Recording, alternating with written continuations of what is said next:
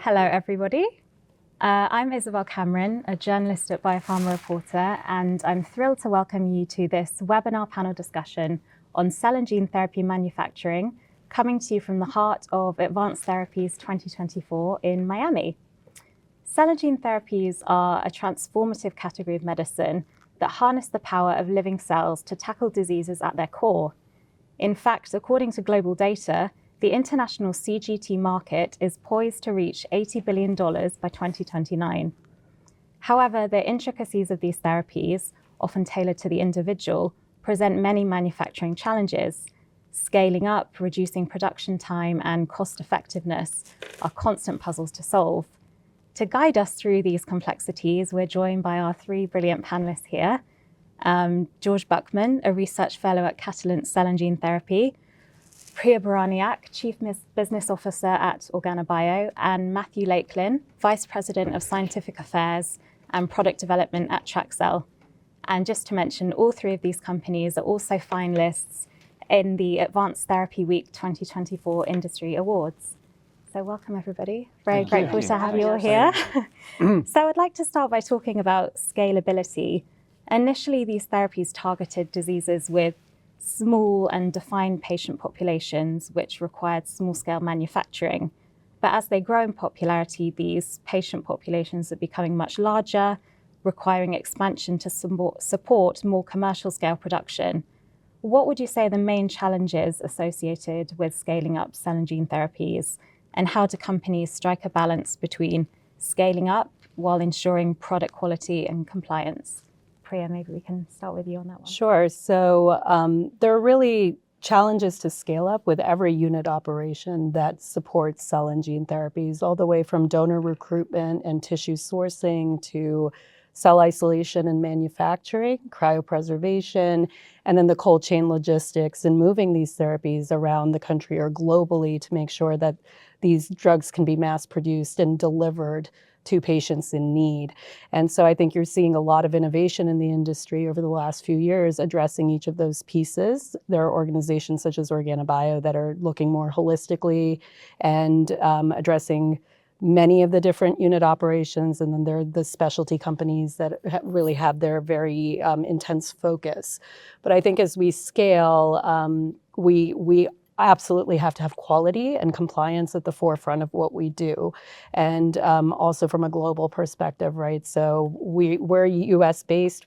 We tend to be very US centric and start with the US FDA, but again, to really make sure that these therapies have the ability to help people worldwide, we have to look at how we harmonize these and make sure that we're addressing all the different regulatory agencies and their needs in different geographies to deploy these therapies. Yeah. That's great. And then maybe, Matt, I understand that TrackCell's software system has a scheduling function that clients can use. Could you tell us a bit about how these tools can assist with scaling up that production? Yeah, certainly. You're right, there's so many different players in these advanced therapy supply chains, and coordinating activities between them can be very challenging. You'll have potentially, certainly for autologous, you'll have collection of starting material, you'll have logistics providers, you'll have manufacturers. Then you've got to recognize that actually those collecting the starting material aren't necessarily those that are treating the patient too. And so you have all these different stakeholders that need to be channeled and controlled and managed, and they need to be aware also of their role in the supply chain and when they need to act. So at TrackCell, we've developed a scheduling module which complements our chain of identity and chain of custody management software. And this allows very simply for manufacturers to use a scheduler to actually describe in the scheduler when they can and can't manufacture the products for those particular patients. And then those sites, they can log in and they can very simply see on the scheduler, red days and green days. Green days are when, if they take starting material on that day, they know that there'll be manufacturing assets available to turn their starting material into a drug product.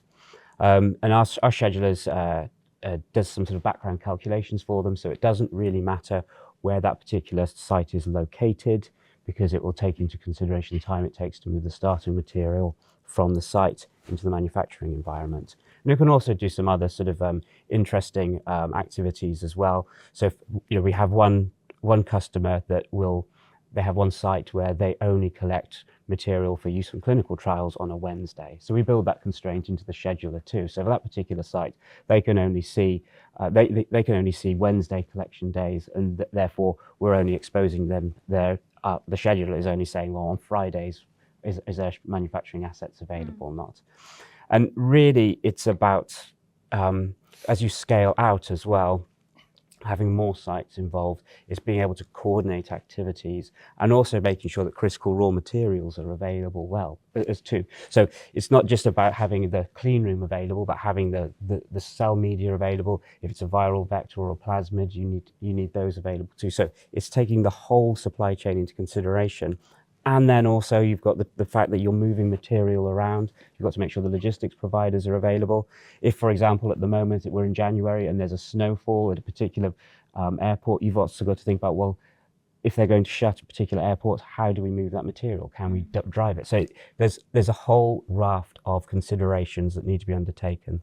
And it's a case of using the correct tools, but also understanding your processes and understanding the risks associated with the patient and the drug product in order to balance that. And once you have undertaken that, it's plain sailing. Yeah, no, that's really interesting. George, what would you say are kind of the main challenges for you and your work?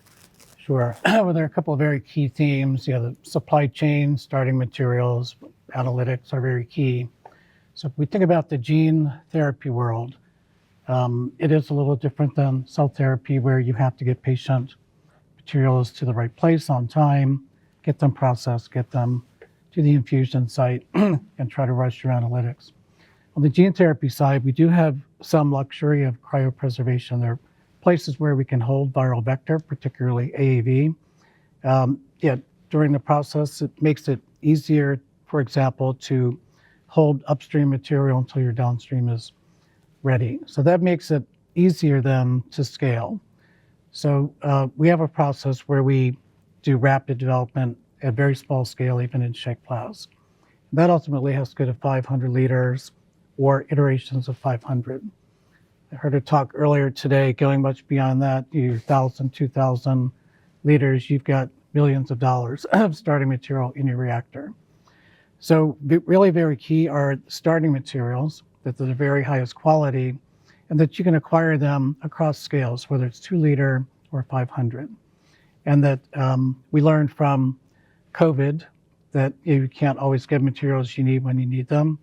So what we did was to standardize basically what we call a platform process on a very defined set of filters, resins, methods, so that we can always secure those materials, keep them on hand, and have them in the sizes we need, whether development or manufacturing. And maybe one last point are the critical starting materials, the plasmids, the cell line, things that what we've done at Catalent is to build our own off-the-shelf reagents. So they're very predictable. We've engineered them for superior performance, and we control those critical materials. Manufacturing these therapies is very complex, and as we've heard, there's a lot to think about, and supply chain is right in the middle of that. Yeah. Tying straight into that, you're saying that these are therapies that are really complex. They are indeed very sensitive. They require, precise temperature control, time-critical delivery. There are lots of moving parts, so cells can be collected from multiple sites before going to a manufacturer and then back to the patient. How do you think companies can really ensure a resilient supply chain for these therapies when coming up against these challenges of temperature and time-sensitive delivery, especially when you're collecting them from different sites? Throw that out there, anybody who... So we like to think about it more, we're talking a lot now about decentralization and localization of manufacturing, but also supply chains, right? And having these depots that are ready to go where you don't necessarily have to cross customs borders and, have these snafus that could hold things up. You have different, when we're talking about cellular starting materials, which is a lot of what we provide, and different donor pools, whether it's birth tissues or adult peripheral blood or whole blood products, you also have to think about the demographics. And so where are you deploying these therapies, and are you walking into populations that are more homogeneous or heterogeneous in the populations? How much does the HLA match or mismatch matter in this context of this particular therapeutic, and how do you build a robust supply chain where you have enough donors of that starting material that are, enough for today, sufficient for today, but then you can scale that donor pool, that network, while maintaining recallability, reliability, and like you said, that compliance, right? And making sure that, again, something as simple as whether you compensate a donor can limit where then that donor's materials may be used. Yeah. And so I think working with suppliers who have who understand the regulatory complexity of this, the compliance issues, who do everything with that eye towards clinical translation from day one, right? We have a fundamental bias in our community, in our company, to only build processes and only build products that have a very clear path to GMP manufacturing. And sometimes that means it might take us a little bit longer, or the cost might be a little bit more, even in the preclinical realm, but we don't want our customers and our partners to hit that valley of death where they've put a lot of really good money, good time into good science, but then find that they can't cross that chasm into clinical manufacturing. All of a sudden, they've got to start changing critical raw materials and resources that can be catastrophic for a program. Yeah. And just to add, I think something that we do at Traxcell when we think about the robustness of the drug product supply, we like to think about sort of breaking the activities down into a patient journey, thinking about what a patient needs, what a patient goes through during a period of treatment, from enrollment onto a clinical trial or being prescribed a licensed therapy, all the way through to them leaving the hospital environment. So when you understand that the patient journey, you can really start to focus on the supply chain, on what you need and when you need it, and also the consequences of delays, because it's really, some of our customers' patients are gravely ill, and so you have to build significant robustness in, because you may not get a second chance to deliver a therapy to them. And as part of that patient journey, we look at also what the healthcare provider needs too. So when we say patient journey, it's actually the healthcare provider and the patient. And once you understand the patient journey and the healthcare environment, then we think about the drug product as well. What constraints that particular drug product has? Can you cryopreserve it at certain points of the process, which gives you a little bit more time and doesn't make your supply chain so critical? And then also the time constraints. And also with that drug product journey, for autologous, we think about the starting material and how that's going to be managed, and thinking about the shipping routes. And if patients are gravely ill, well, maybe can you collect starting material close to their home if you've got centres of excellence that are further away from their home where the drug product's being administered. So really to show some sympathy towards the condition the patient's suffering from.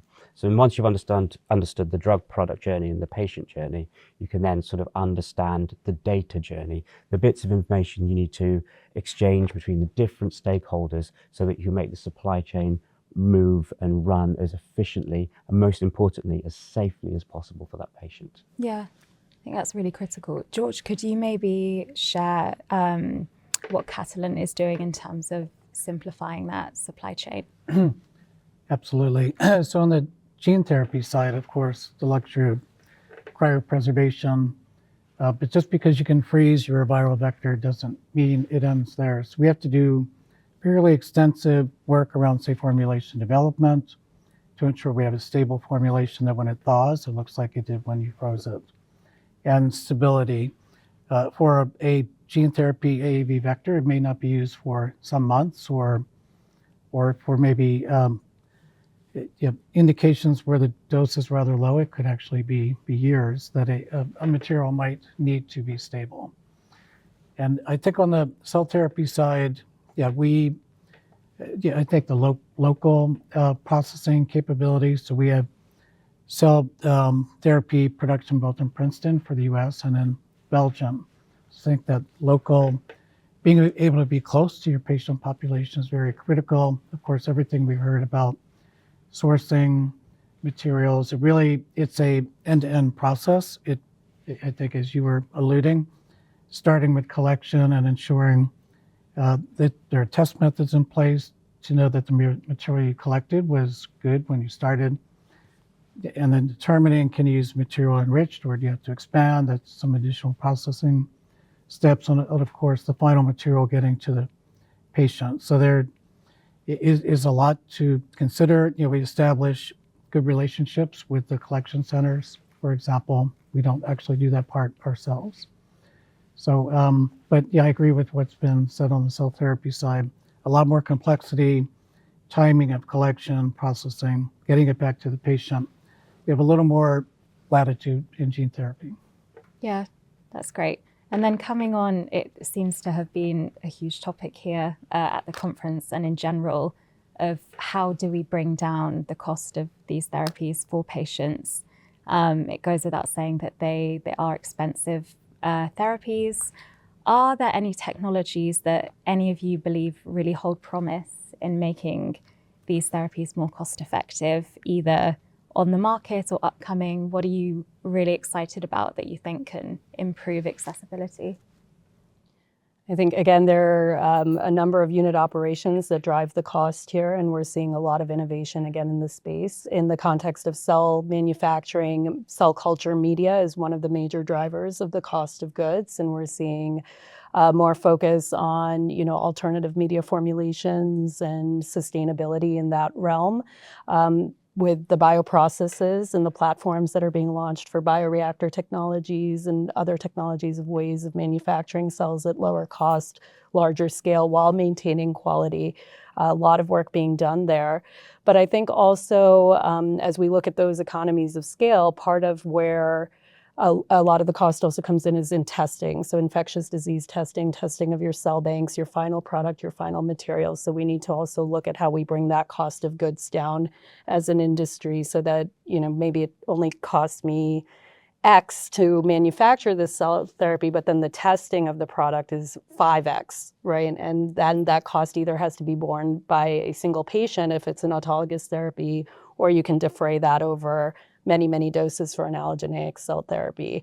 And finally, I think with AI and ML, it's very exciting, right? Because part of where we've struggled as an industry is that we always have to manufacture more as well, because so many of our methods are invasive and destructive for us to even know if our processes are working, or we have to wait weeks and go through the whole manufacturing process and bear the whole cost of that before we know whether the outcome was successful or not.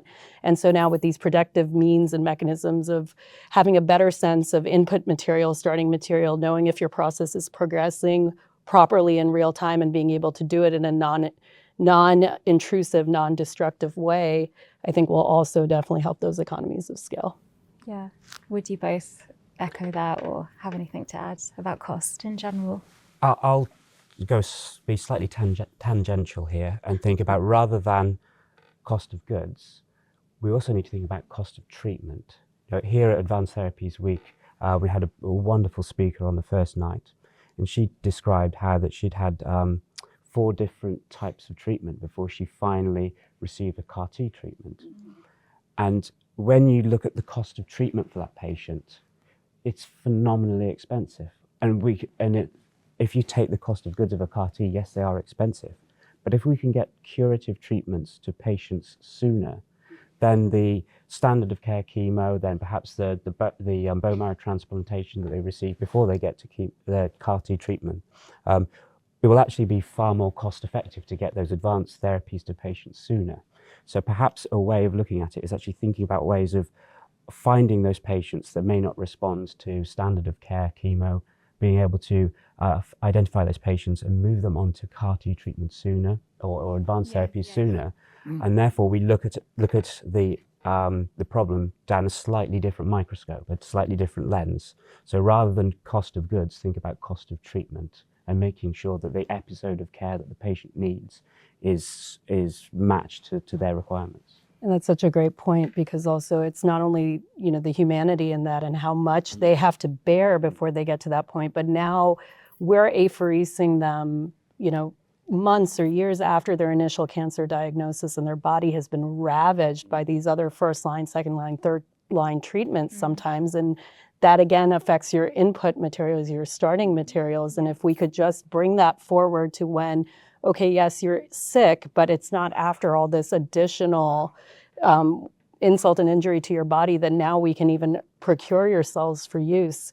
It could make such a difference in, again, those manufacturing processes, the successful outcomes there and the cost of it. Yeah, so actually moving that like CAR T treatment, for example, further up the line could have really positive implications in terms of costs, because you're going straight to that rather than having all this maybe chemotherapy standard of care. Yes. Is what you mean. Yeah. And as Priya said, the patient experience would be so much better. Yeah. Yeah. I think it's a very good point around early intervention. Yeah, regardless of the platform treatment, the sooner you can identify a disease, the better. So very a kind of an indication that we worked very hard on at Catalent was around spinal muscular atrophy. So we worked with the innovators to get that into adherent cell culture and into the clinic, and so as SMA is devastating. It impacts infants at birth, and in the most severe form, the infants are in hospitals, ventilators, feeding tubes, and by 2 years of age, they often don't make it. So, but there is Zolgensma. There's a therapy that is very often curative, more likely curative if you intervene sooner. So I think that's a big piece. You avoid just all the terrible ordeal of the patient and especially the family for these young kids. On the gene therapy side, with regard to some of the innovations that we can bring to bear, we're still a relatively young field, far behind, for example, monoclonals. So we still see kind of low titers, high dosing that may imply high toxicity or the potential for toxicity. So I really appreciate many of the talks at Advanced Therapies Week, talking about engineered capsids that can either provide some immune insulation or to directly target that AAV to a particular tissue or region that, and that can enable dose sparing, reduce dose and reduce toxicity. There are other things, again, taking a page from the book of monoclonals, stable production, for example, where you can put all of the parts to make the AAV therapeutic into an HEK293 cell line and just propagate it in culture without the complexities of transfection and removing the materials, the plasma, the transfection reagent that you put in. There's a lot of potential. There are so many thousands of diseases we can cure, but there's some technological advances that need to happen. But again, early treatment, early intervention certainly is a factor as well.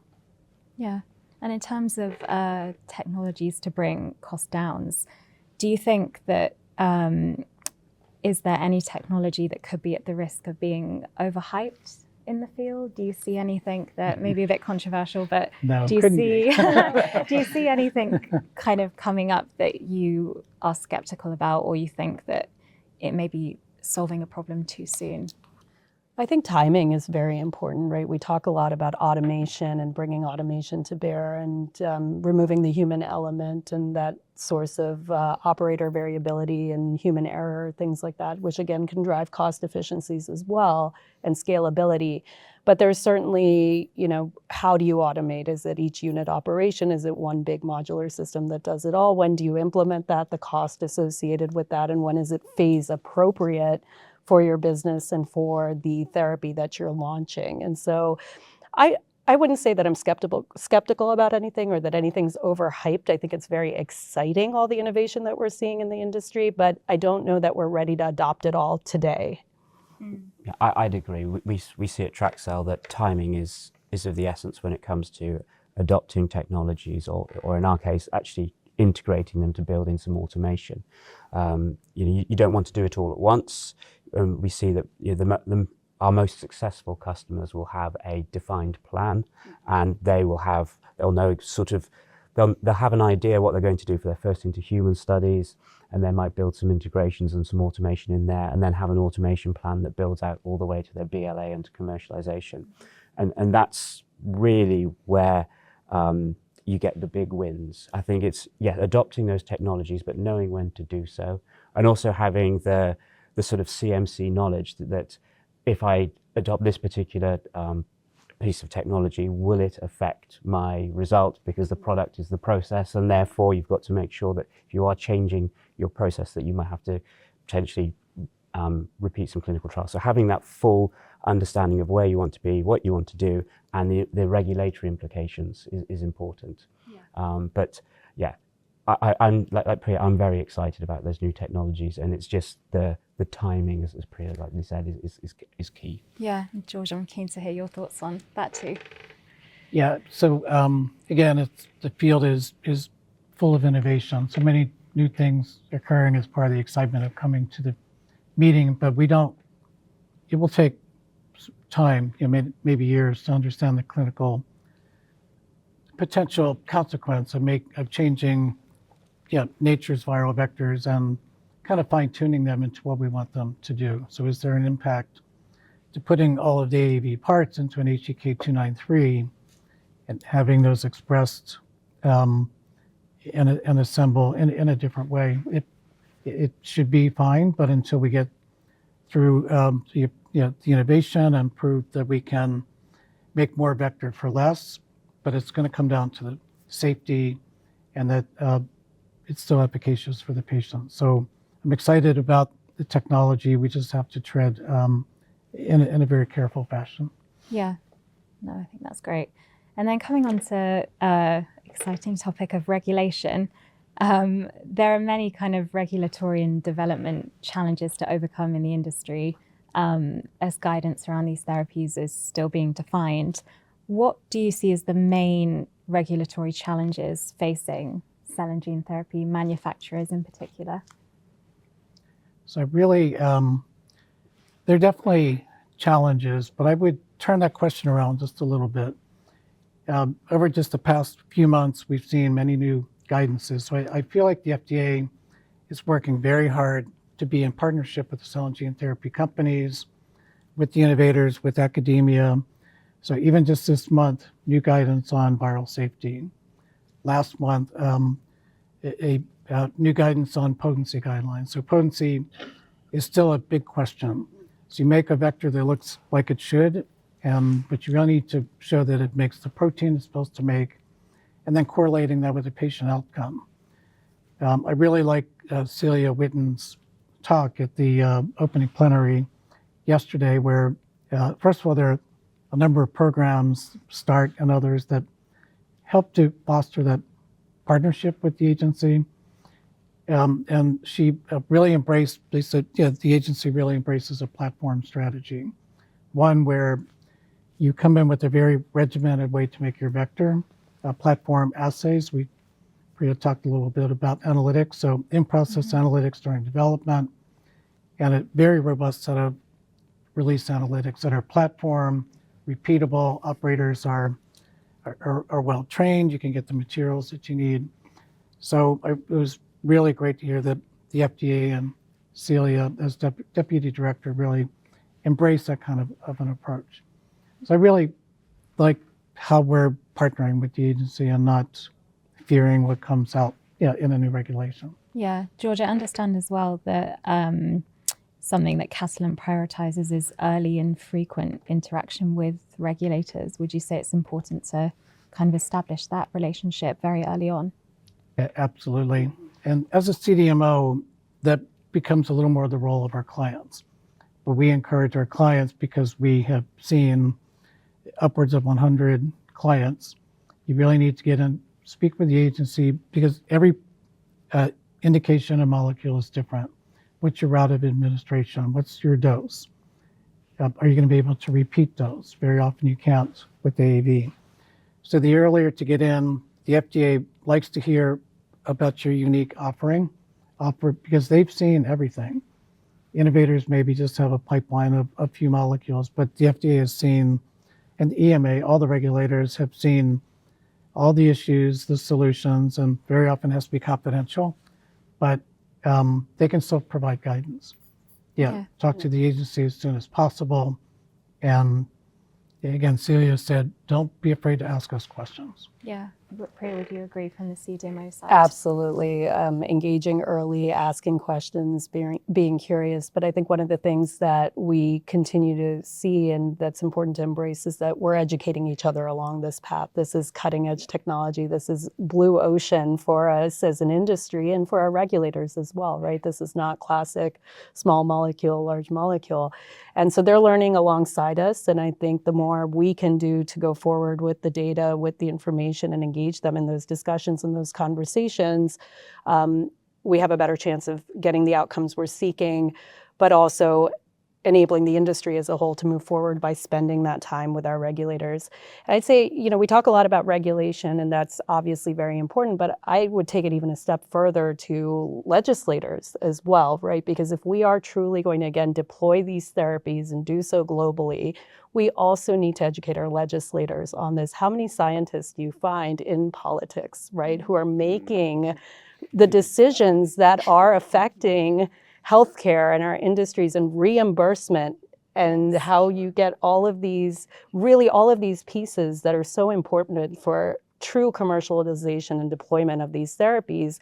And so I would love to see more scientists out there. You see Alliance for Regenerative Medicine, some other organizations in Cell and Gene Therapy Catapult in the UK. There are others who are doing some of this work and going out and advocating for the industry. But I think as scientists, the onus is on us to also step outside of our labs and our comfort zone and be proactive about that as well. Yeah, I think that's a Good brilliant point. Yeah. And then Matt, obviously Trexcel has recently launched its consultancy service. Will you be kind of getting involved in areas of regulatory compliance within this? Yeah, I think both George and Priya mentioned sort of the CMC side, but there's also other areas of regulations sort of beyond CMC that are essential, especially for sort of autologous and matched allogeneic, things such as data security, HIPAA compliance, GDPR. And so these are the sorts of things that we will be doing at Trexcel, because it's not new to us, but it might be new to our customers. And quite rightly, if you've developed a process and developed a product, you know the science behind it exceptionally well. But there are certain areas, certainly data protection, data residency, where we can assist. And so there are all these little nuances around these advanced therapy products, which makes them that little bit more challenging than your standard pharmaceutical products. But I think the profound clinical benefits are certainly worth the extra effort that we have to do as an industry to get these therapies approved. Yeah, definitely. And then, so obviously the industry is growing, it's exciting, but something that's brought up a lot is the shortage of skilled people in the field.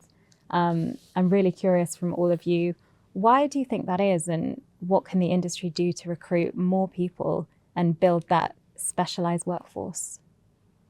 Maybe we could start with, I know Catalent has a couple of internal training programs. George, if you want to tell us about those. We do. So we're victims of our success. Cell and gene therapy is exploding, and it's great to see, and it's on the move, because not only because of great promise, but we've accomplished a lot. We've cured or treated so many people that you mentioned the patient advocate that we saw on the very first night. She really shouldn't be here, but she's here because she didn't say no. She said no to the disease and ultimately found a cure, something curative. And that happens every day, hundreds, thousands of times. And we're only at the tip of the iceberg. So we have to do everything we can in our possible to recruit the next generation. So for Catalent, we work hard at retention. And I did hear one of the speakers say, we're in this industry because we're passionate about it. So people don't leave Catalent to go to do something in retail. They'll go to another, cell and gene therapy company. But these people are very passionate. And then we've also created a training program. So we have a training center.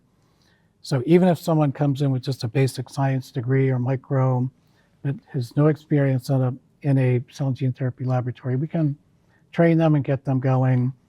And then, in manufacturing, and from there they can grow their career anywhere they want into PD, quality control, analytics. But you've got to kind of get them interested to begin with.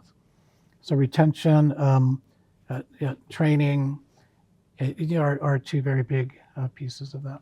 Yeah. How about OrganoBio? Yeah, I think it's an industry-wide problem. We're talking about it a lot. There are a lot of workforce development initiatives now from National Manufacturing Innovation Institutes in the U.S. like NIMBLE and Army, BioFab USA, Alliance for Regenerative Medicine, again, working on these things, which is great. I think it starts, like you said, early in driving this passion. And so STEM education for our children is so important in getting them excited and engaged in this early, where they know about this field, they know what's happening, and they can dream big alongside us and come up behind us.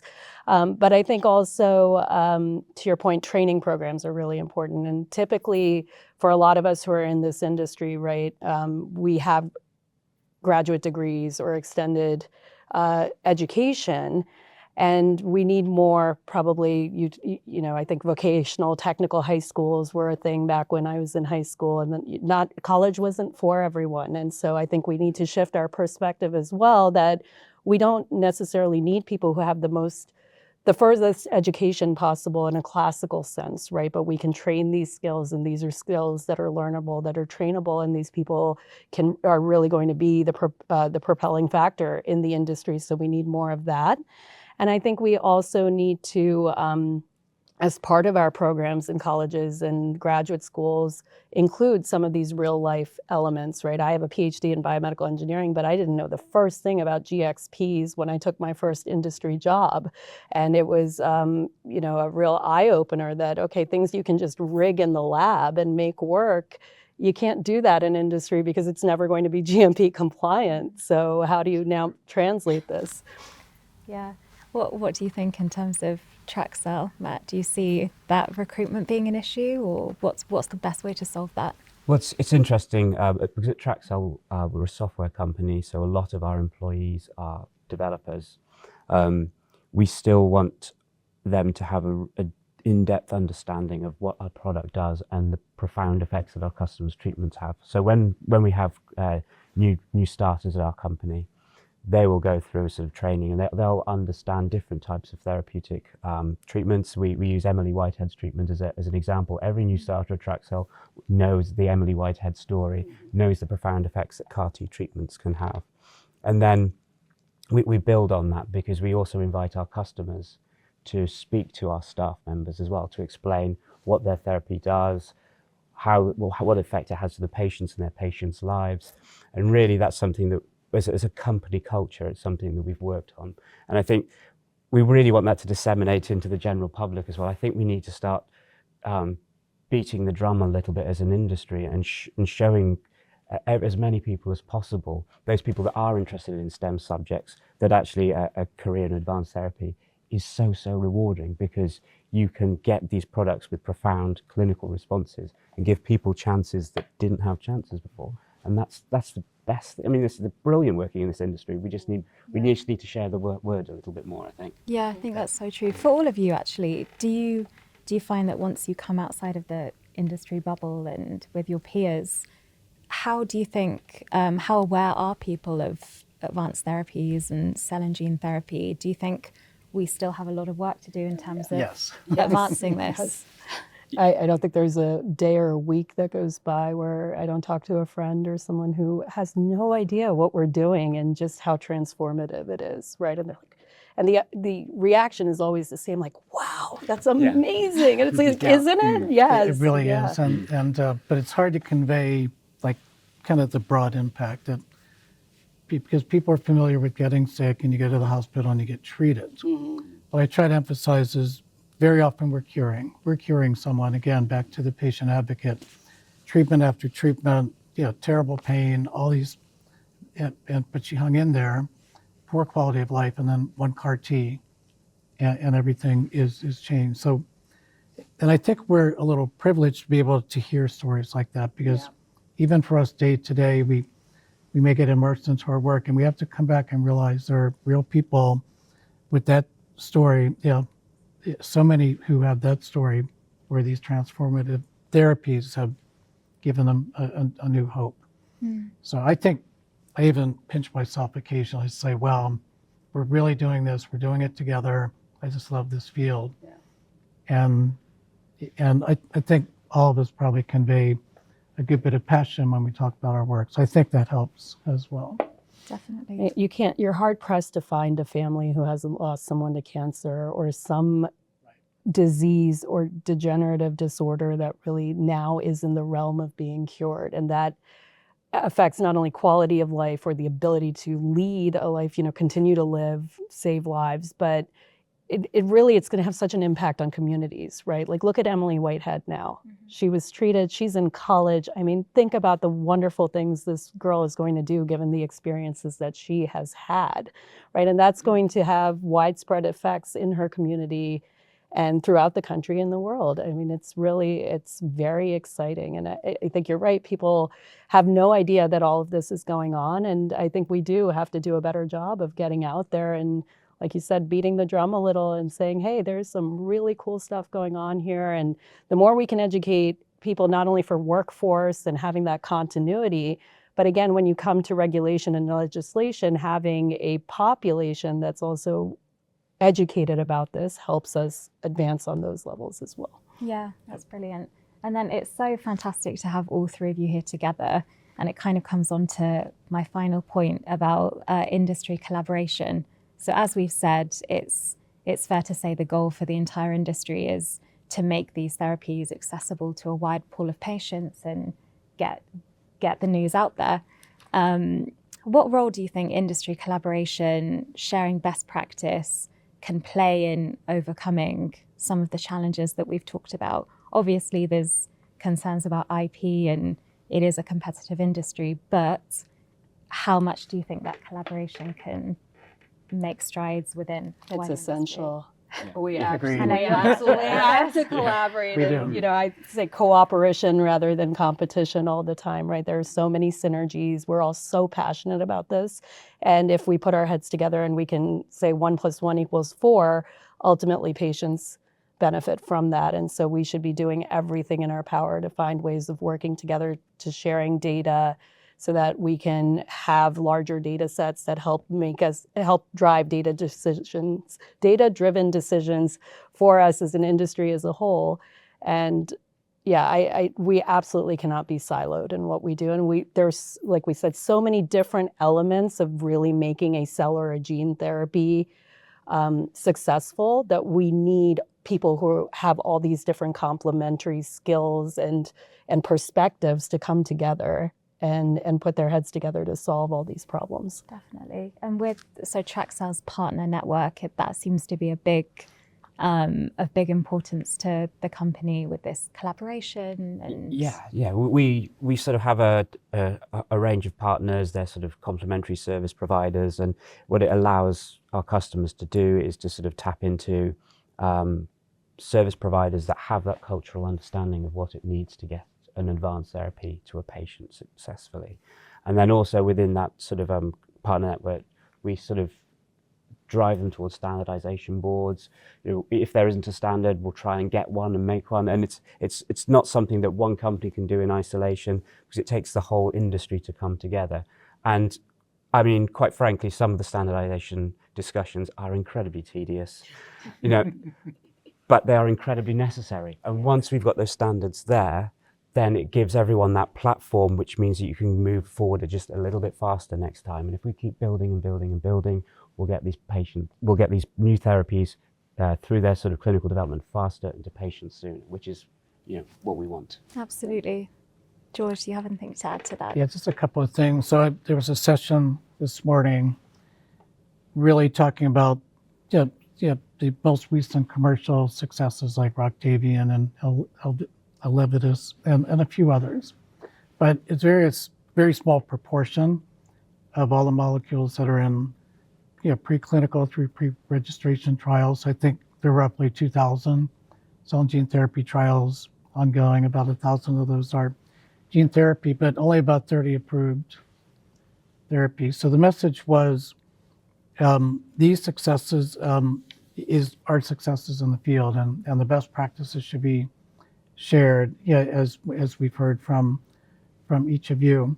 So it really becomes very important. I know we all know people who move around in the industry. Mm-hmm. So I have friends at many other CDMOs, and we talk about what's working, what's not, and we don't reveal proprietary information. We have our own cell line. I'm not going to tell them why it works, but they are very smart. They can figure it out. But to share these best practices, not only among competition, but particularly enabling our customers who are taking care of our patients. So it, as you said up front, critical. It's essential, and we want the field to succeed, and we're still kind of early on. And when there are setbacks, if there's an adverse event that wasn't predicted, the entire field needs to figure out what happened, and let's just kind of retrench and get better. And we teach ourselves, we teach each other.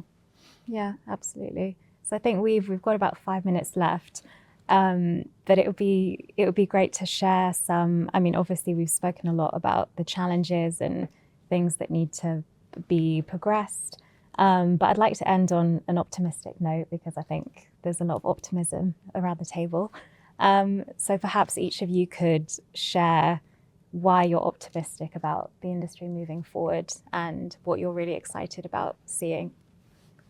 Matt, start with you, Okay, perhaps. I mean, for me, we've seen that advanced therapies proven in the oncology space, and more specifically, hematological malignancies.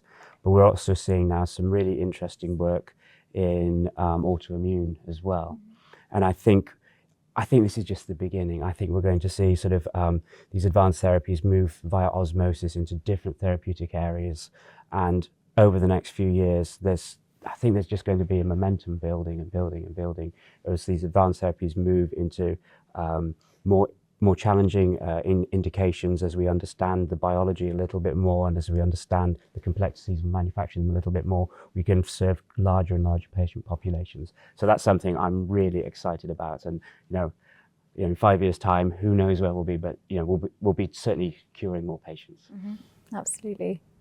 Priya, would you want to share your reasons for optimism? Yeah, I think, last week we had the JP Morgan Healthcare Conference. This week we're here at Advanced Therapies Week, and there is just a lot of excitement continuing around the industry. The last couple of years were difficult, but you're starting to see that investors and others are feeling bullish again. And so I think we're going to hopefully see a lot more therapies approved. I think they're expecting 17 here in the United States this year. And you've got gene therapy, you've got cell therapy, you've got new indications. It's just such an exciting time to be in this field. And I agree with you. The next 5 years, what they're going to do for the standard of medical care and the quality of life, I think, are just going to be astounding. I can't wait to keep seeing what's happening. Yeah, it's fantastic. And then the final word Well, to you, George. There's a very common theme, and I'll use your phrase, reach more patients. Yeah, it's very much a patient first kind of, that's why we're here. And there's a journey to get there, to get to the patient and treat them and help them feel better or cure them. And I think definitely on the gene therapy side, innovation will drive the ability to treat more patients and more safely. It will be able to reduce the dose to reduce the potential for adverse events, and more indications. There are thousands of them, and we're addressing I'll just say a fraction. Now, it's wonderful that we're treating and curing patients, but there's just really so much more to do. So it's extremely exciting, and I think we have the tools and the passion, and time will get to more patients. So it's extremely exciting, as it has been shared. Yes. That's great. Well, thank you so much to all three of you for your participation and sharing your expertise. Really enjoyed this conversation. Thank you very much. Thank you for the invitation. Thank you. Pleasure.